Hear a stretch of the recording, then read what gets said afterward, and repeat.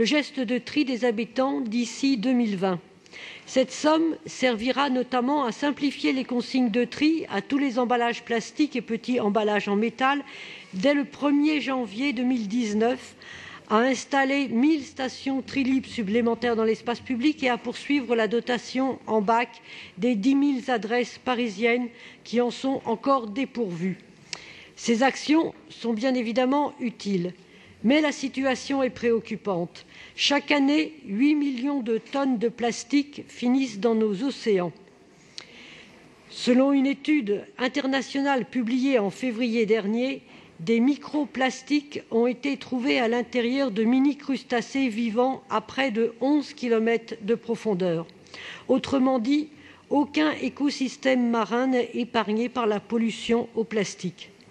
À Paris, la poubelle des ménages a plus que doublé en 50 ans pour atteindre près de 500 kg par habitant en 2017 et les emballages n'y sont pas pour rien. Alors oui, 70% du contenu de cette poubelle pourrait faire l'objet d'un tri, car pour une bonne moitié, ce sont des déchets valorisables en matière première et 16% sont des déchets alimentaires qui pourraient bénéficier d'une valorisation organique.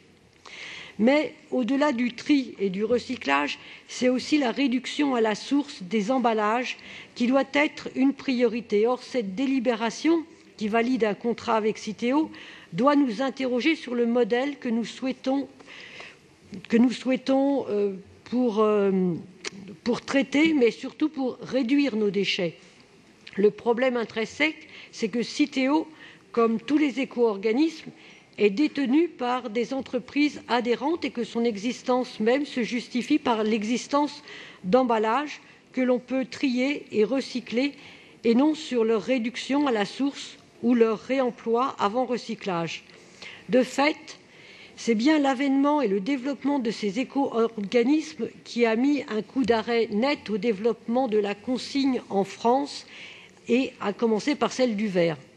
C'est pourtant bel et bien la consigne de certains emballages que nous voulons voir revenir sur le territoire, comme en Allemagne ou au Danemark. Continuer à contracter avec cet éco-organisme alors que d'autres solutions cohérentes qui tendent vers le zéro déchet existent, oui, ça nous interroge.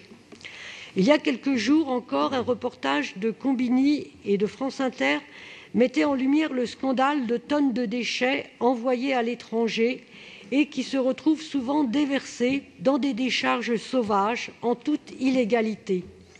Quand on voit, à l'image des barquettes en plastique avec le logo de la ville de Paris qui jonchent le sol d'une décharge illégale en Malaisie, oui, on se sent concerné et en colère, et le discours de défausse du président de Citeo dans ce reportage face à cette réalité est aussi déplorable qu'inacceptable.